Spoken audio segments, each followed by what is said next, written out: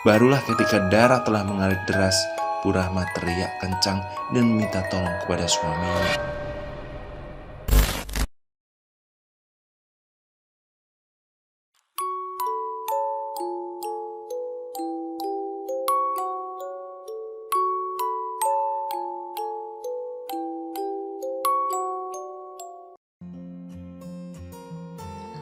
Assalamualaikum warahmatullahi wabarakatuh. Teman-teman untuk direkam, saatnya saya lanjutkan cerita Air Liur Pocong Pesugihan.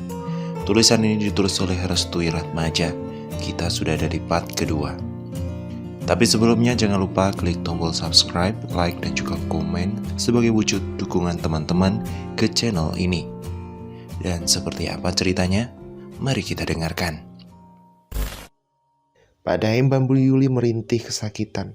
Mereka berdua meminta tolong kepada Pak Aris, namun ketika Pak Aris ingin mendekat, tiba-tiba sosok pocong itu menghalanginya. Pak Aris pun langsung terdiam dan akhirnya terbangun dari tempat tidurnya. Saat terbangun, dia di tengah malam. Ia pun melihat jam dinding sudah berada di pukul 2 pagi. Karena rasa gundah dan takut yang amat sangat besar, ia pun menuju kamar mandi untuk mengambil air wudhu. Namun, baru saja ia keluar dari kamar mandi, betapa terkejutnya Pak Aris melihat banyak sekali ulat dan belatung terjatuh di lantai. Ketika Pak Aris melihat ke atas, ternyata sosok pocong yang ia temui dalam mimpinya berada tepat di atasnya. Pak Aris pun langsung berteriak dan kembali ke kamarnya. Ia pun segera membangunkan istrinya yang sedang tidur. Tetapi ketika istrinya menoleh ke arahnya, tiba-tiba wajahnya berubah menjadi sangat menakutkan. Pak Aris pun ketakutan. Ia pun menuju ke arah pojok kamar sambil menutupi wajahnya. Di sela-sela ketakutannya, ada sentuhan yang dingin menyentuh tangan kanannya. Papa kenapa? Pak Aris pun pelan-pelan menurunkan bantal dan benar saja, itu adalah istrinya, Bu Rahma. "Bapak mimpi buruk ya?" tanya Bu Rahma. "Bu, aku tadi habis lihat pocong di depan kamar. Terus wajah ibu juga penuh luka tadi pas waktu papa mau bangunkan," ucap Pak Aris dengan nada ketakutan. "Pocong, Pak? Bapak mimpi buruk ya? Ibu tadi bangun gara-gara bapak teriak-teriak. Ibu kira bapak kenapa-napa. Bapak ada yang belum diceritain ke ibu ya?" Bu Rahma pun membawa Pak Aris menuju tempat tidur. Saat itulah Pak Aris menceritakan hal yang sebenarnya terjadi, tentu soal Pak Daim dan Bu Yuli. Pak Aris menceritakan bahwa Pak Daim menggunakan pelaris air liur pocong agar kuah dalam bakso ikannya terasa enak. Setelah diberitahu, Bu Yuli pun terkejut. Ia kemudian menyuruh suaminya agar menghentikan suplai ikannya kepada Pak Daim dan Yuli. Loh bu, kita kan gak salah loh bu. Kenapa kita juga diteror? Kan aneh, tanya Pak Aris. Bu Yuli pun memberitahu kepada suaminya bahwa penglaris yang digunakan oleh Pak Daim sendiri masih sangat rahasia. Jadi jika ada jembatan menuju hal itu, bisa jadi Pak Aris akan terkena imbasnya. Mengetahui hal itu, Pak Aris pun semakin paham. Ia juga masih belum mengerti apa yang dilakukan Pak Daim dan Bu Yuli terhadap air liur pocong itu. Bu Rahma tidak mau ambil pusing. Dan juga jika mau nanti suatu saat keluarganya terkena teror yang sama, artinya jika memang sudah menjadi jembatan bagi orang yang bersekutu dengan setan, maka bisa dipastikan dirinya akan terkena imbasnya juga. Akhirnya Pak Aris pun memutuskan untuk tidak mensuplai ikan kepada Pak Daim. Pikirnya hanya satu, bila mana hal yang tidak terduga terjadi, setelah itu maka bisa dipastikan bahwa keluarganya sudah dirongrong oleh Pak Daim dan juga Bu Yuli. Dan keesok harinya, Pak Daim pun menunggu kehadiran Pak Aris, namun sampai di siang hari, Pak Aris belum juga datang. Ia kira Pak Aris sakit atau sedang tidak enak badan. Dengan terpaksa ia pun menuju ke rumah Pak Aris untuk menanyakan ikan pesanannya.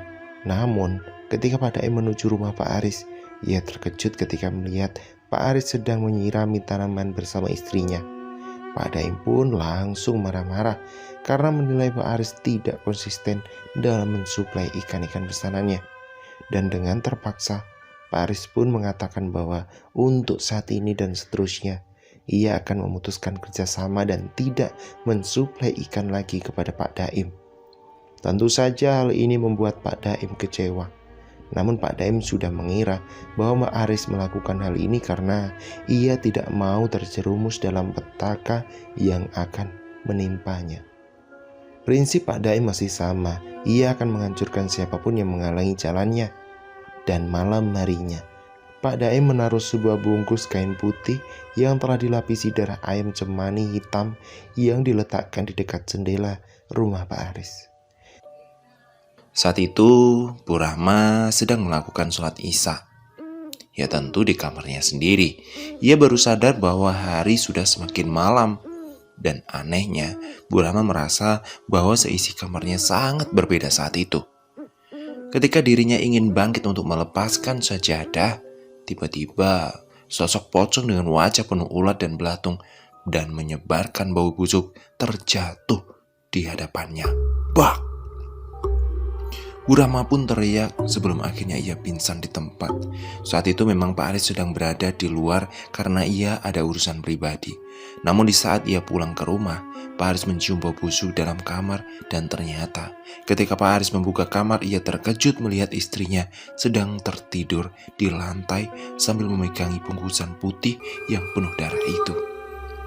Pak Aris pun langsung melepaskan bungkusan putih itu dan membawa istrinya ke tempat tidur. Setelah dia membawa istrinya ke tempat tidur, Pak Aris langsung mengambil bungkusan putih itu. Ia merasa bahwa bungkusan itu bukanlah bungkusan biasa. Dan Pak Aris yakin jika ada seorang yang melakukan hal ini kepada istrinya. Pak Aris pun menyimpan bungkusan putih itu ke dalam sebuah tempat agar keesok harinya bisa mencari tahu benda apa yang dimaksud. Dan keesok harinya Pak Aris menuju ke suatu tempat, tepatnya kepada kiai yang mungkin itu adalah solusi terbaik untuk mencari letak solusinya. Dan Pak Aris tidak lupa untuk membawa bungkusan putih itu dan ditunjukkan kepada kiai. Singkat cerita, ketika Pak Aris bertemu dengan kiai itu mengatakan bahwa bungkusan kain putih itu adalah sebuah petaka bagi keluarga Pak Aris. Artinya, ada seorang yang sengaja ingin menghancurkan keluarga Pak Aris lewat kiriman-kiriman mengerikan ini. Pak Aris pun ditanya oleh kiai apa dirinya pernah didatangi sosok pocong.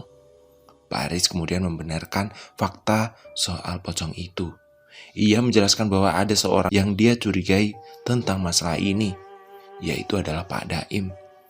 Kecurigaannya itu semakin menguat tatkala istrinya sendiri melihat sosok pocong terjatuh di hadapan seusai melaksanakan sholat Isya.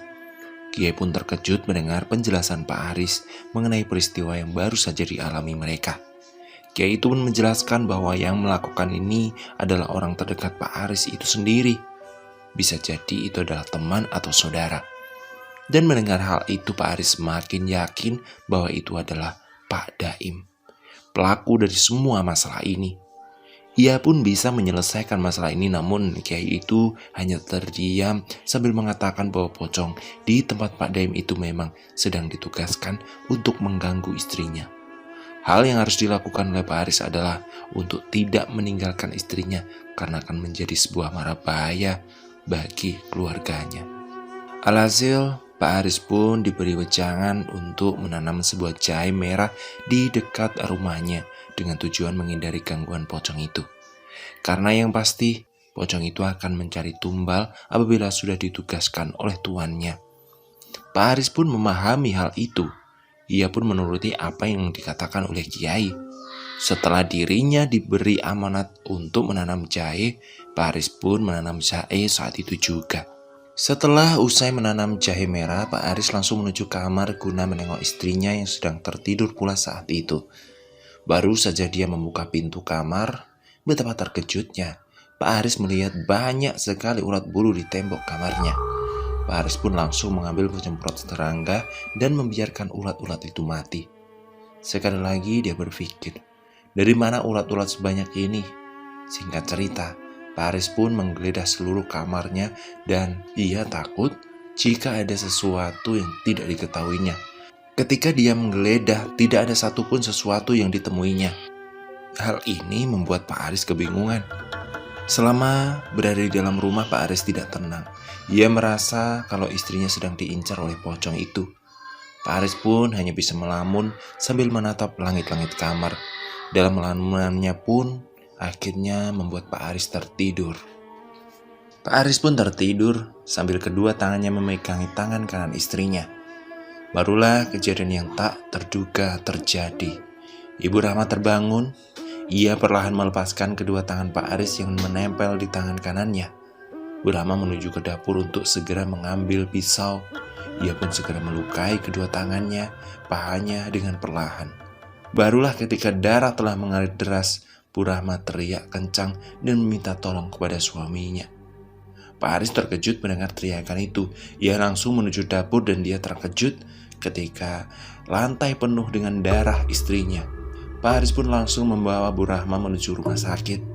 Dan untungnya Bu Rahma masih bisa diselamatkan. Walaupun dia telah kehilangan darah sebegitu banyak. Terlepas dari kejadian itu, Pak Aris pun tidak ingin lagi meninggalkan istrinya sendiri karena dia tahu bahwa kejahatan akan selalu mengintai dan berusaha membunuh istrinya. Berbeda dengan Pak Daim dan Bu Yuli, keduanya mulai kebingungan untuk mencari ikan sebagai stok baksonya. Sebenarnya, dalam memelihara pocong ini sendiri, Pak Daim dan Bu Yuli harus bersedia mengubur bayinya yang masih dalam kandungan. Namun betapa dia tidak mengetahui hal yang mengerikan selanjutnya. Sosok ini perlahan akan menyedot darahnya jika dia telah menjadikan untuk menyerang seseorang. Barulah ketika keesok harinya Pak Daim dan Bu Yuli ditemukan tidak bernyawa dengan tubuh yang sangat kurus serta wajahnya yang sangat pucat. Menurut Kiai, pocong itu menghisap darah mereka berdua karena gagal membunuh Ibu Rahma. Sepertinya cerita ini benar-benar terjadi, apalagi teman-teman tahu bahwa pesugihan memang benar adanya. Bersekutu dengan setan bukan solusi terbaik saat ini. Mungkin banyak orang-orang yang saat ini kesulitan mencari nafkah, tapi itu bukan solusi, tapi melainkan awal dari petaka. Semoga cerita dari Restu Wiratmaja ini kita bisa mengambil hikmahnya. Air liur pocong sebagai petaka pesugihan dari Pak Daim dan Ibu Yuli. Semoga bisa mengambil hikmah dari semuanya. Terima kasih. Sampai jumpa. Assalamualaikum warahmatullahi wabarakatuh.